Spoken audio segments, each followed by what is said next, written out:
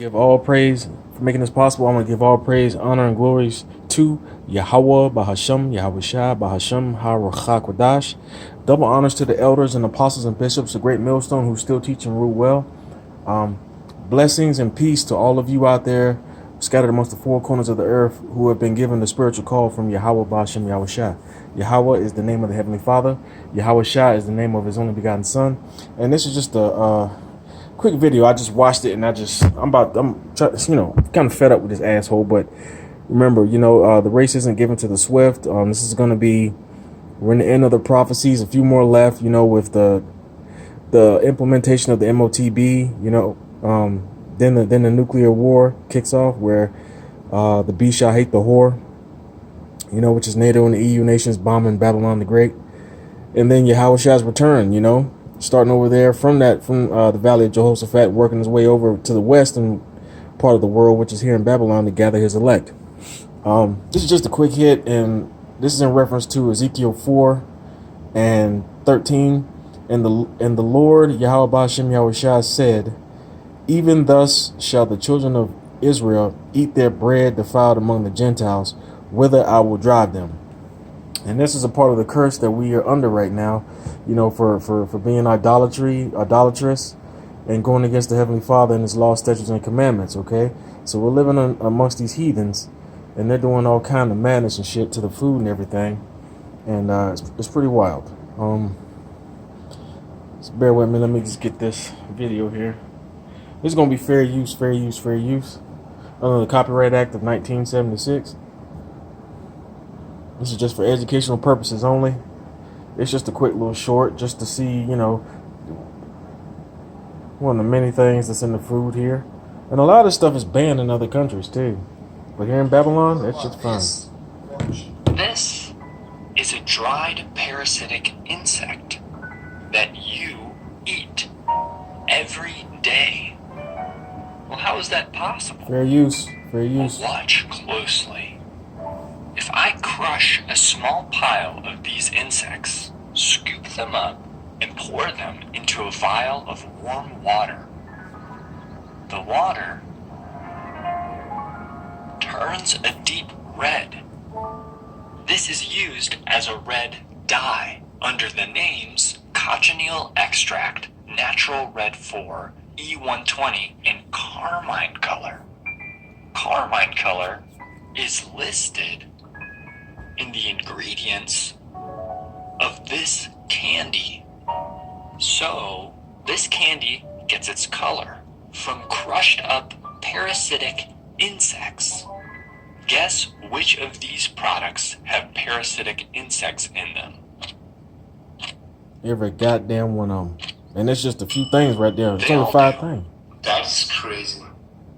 It's only 5 things right there, And God knows whatever else they're putting all in this food right yonder here in Babylon too. But this isn't medical information or anything like that. But I'm just really into looking into chlorine dioxide. I really love that stuff. I can't get enough of it per se. I just gotta make sure that I consume it in the right proper way. Because I'm into, salt-based oxidizers. But anyway, the reason why this kind of stuff is happening right now is because, of Job 9 and 24, where it says, "The earth is given into the hand of the wicked. He covereth the faces of the judges thereof, if not where and who is he?" All right. So, meantime, in between time, while the Lord is systematically taking this dude down, we just need to pray. Because, let me get that in Obadiah. Obadiah real quick. Even though this stuff, because it gets me mad and it gets me hot too, and I'm in the flesh and I'm not perfect. I've been given a spiritual call from Yahweh Shai back in the fall of 24, and I've been, He's put the charge on me to to go and strive to be diligent to make my calling and election sure ever since. But let's see, this is Obadiah 1 and 2. "Behold, I have made thee small among the heathen, thou art greatly despised."